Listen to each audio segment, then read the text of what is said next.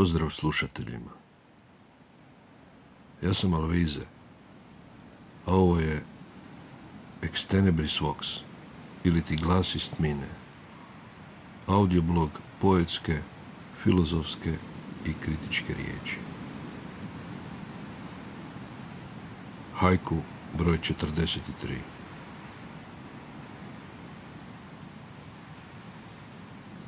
Stazom do karme. Niz mirila sudbe huk,